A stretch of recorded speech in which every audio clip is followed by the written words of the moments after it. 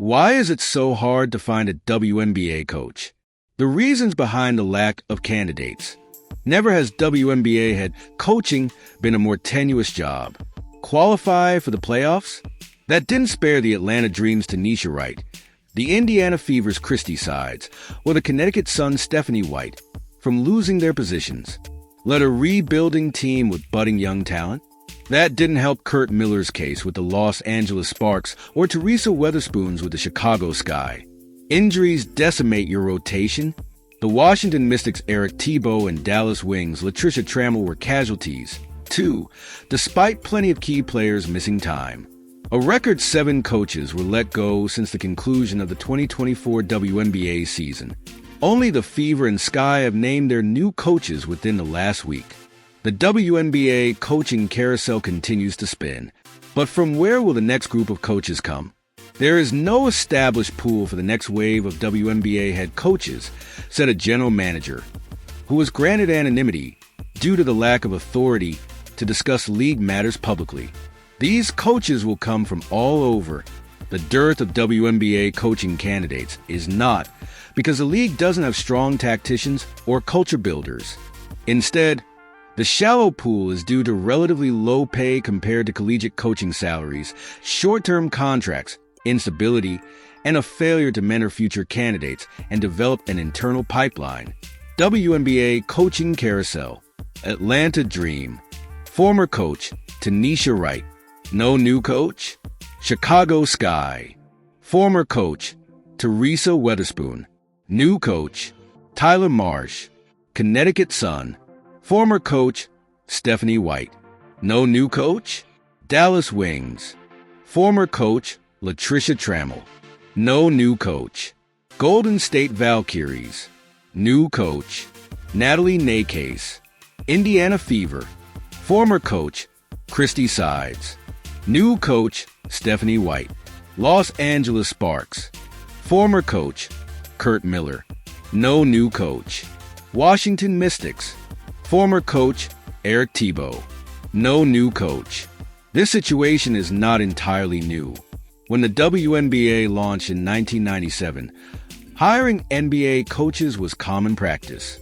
By 2002, nearly half of the league's coaches were men, with NBA veterans Michael Cooper, Bill Laimbeer, and Dee Brown among those on the sideline. Organizations were willing to shell out big contracts, but such deals tended to go to NBA stars of the past and a select few high-profile women's basketball stars like Cheryl Miller, Nancy Lieberman, and Ann Donovan. It wasn't until front offices started to pull back and get penny-conscious that women began to form the bulk of the coaching ranks. For instance, Lynx coach Cheryl Reeve, who just concluded her 15th season in Minnesota, is the longest-tenured coach in the league. But she had to work as an assistant for 9 years before getting a shot at the top job. Back then, it was the NBA guys that we had to sit and wait and learn from, Reeves said sarcastically, because we weren't that seasoned in professional basketball. That waiting period naturally depressed the pool of coaches willing to stick it out in the WNBA. Combined with non-competitive salaries and a relative lack of job security, 6 franchises folded during the 2000s. The league struggled to attract quality candidates during its early stages. Each team was allowed to employ only 2 assistants, making coaching development a challenge. However, the improved health of the league in recent years has renewed the appeal of the WNBA. New ownership groups are engaging in an arms race to provide better amenities, like practice facilities, and bring on larger support staff and superior coaches. These changes will allow teams to cast a broader net when searching for a new head coach. Multiple franchises are reaching out to NBA and NBA G League coaches in addition to women's college basketball coaches, league sources said. At least one franchise, the Los Angeles Sparks, hired a search firm. NBA coaches have once again set their sights on the W, including Becky Hammon, coming to the Las Vegas Aces from the San Antonio Spurs in 2022 and bringing 2 fellow NBA assistants to her staff.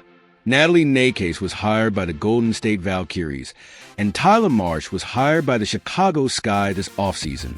During the 2023 offseason, Nate Tibbetts joined the Phoenix Mercury after more than 2 decades in the NBA and the G League, then D League. Assistants who earn 6 figures in the NBA aren't going to leave their jobs for a pay cut.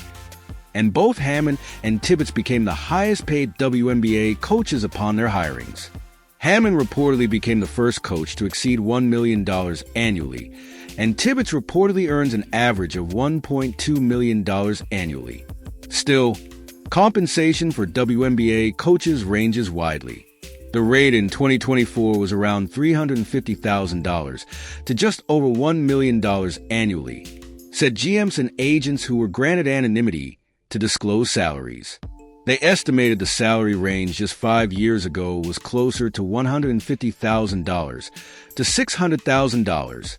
Still, the sources said most coaches earn closer to the low end of the range in the 2024 season. It's unclear how much the 3 coaches hired in this cycle are making. Despite the spike in pay for some WNBA jobs, the position still lacks security. Initial contract offers for new head coaches in the WNBA are often only for 2 years or 2 years plus a team option, sources said, which is a drawback for high-profile coaches with options. College coaching contracts regularly offer 4+ years of security, even for younger, less experienced coaches, which may lead job-seeking coaches to stay in college jobs rather than risk short stays in the WNBA. Colleges haven't been a fertile recruiting ground for WNBA coaches for that reason. Of head coaches from the last 5 seasons, only 2 had recent head coaching experience at the high major collegiate level. No one is going to leave their major job at the college level, making millions to come here to our league, said a former WNBA head coach granted anonymity because of their desire to still coach in the league. The significant turnover in the WNBA also comes amid a period of transition in women's college basketball. Last winter, more than half of the college head coaches interviewed by The Athletic said that changes in the sport, for instance, nil in an open transfer portal, would shorten their college coaching careers. Multiple sources said professional jobs are now more appealing, but the highest-profile college coaches are still unlikely to jump to the pros because of the stark differences in compensation and contract length. Instead, successful mid-major coaches such as Miller, who had a decorated career at Bowling Green, winning 8 MAC titles before jumping to the WNBA, would more likely be targeted because of more comparable salaries, coupled with the fact that changing dynamics in collegiate athletics makes sustained success challenging. The WNBA hasn't done itself any favors in expanding the coaching supply by often relying on retreads. It's not that different from the NFL. Once you get in, you can get recycled, said one agent granted anonymity to speak freely about the marketplace. 26 coaches in WNBA history have coached at least 2 franchises in the league's 28-year history, and 5 others have cycled back to the same team. League-initiated efforts have encouraged WNBA players to pursue coaching. In 2020, a rule change allowed franchises to add a 3rd assistant to the coaching staff if that coach was a former WNBA player. The new policy increased the number of available assistant jobs by 50%. At the start of the 2024 season, 4 head coaches were former players who also had been WNBA assistants, each hired after the league's adjustment. At least one former player-turned-coach may get hired over the next few weeks, including current lead assistants Katie Smith Lynx and Christy Tolliver Mercury. But multiple former head coaches wonder at the rapid turnover. 6 of the 7 coaching changes involve coaches who have been employed for 2 seasons or fewer, will deter younger assistant coaches from wanting jobs this cycle, especially if it's their first time in the head coaching chair. Being selective about fit might become even more important, especially when there are no guarantees that a coaching tenure lasts multiple seasons. If only given 2 years, it barely gives them time to learn through mistakes and about their own transition to a head coach, another former WNBA head coach said.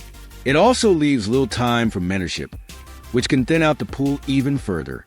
There have been examples in which some established head coaches trained their successors. Lynn Dunn did so with White in Indiana when she was first hired in 2015, Lane Beer with Katie Smith in New York, and Dan Hughes with Noelle Quinn in Seattle. But such examples seem few and far between.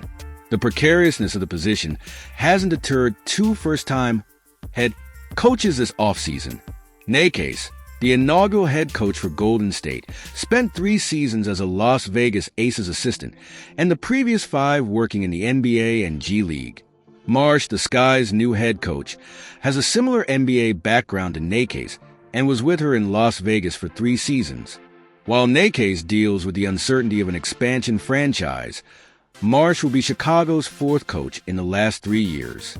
With 2 of the highest-profile assistants in the WNBA off the market, the rest of the league is dealing with a further scarcity of new names. A lack of known options doesn't mean potential candidates aren't equipped to succeed, but front offices might be confronted with the fact that there aren't better prospects than the coaches who lost their jobs.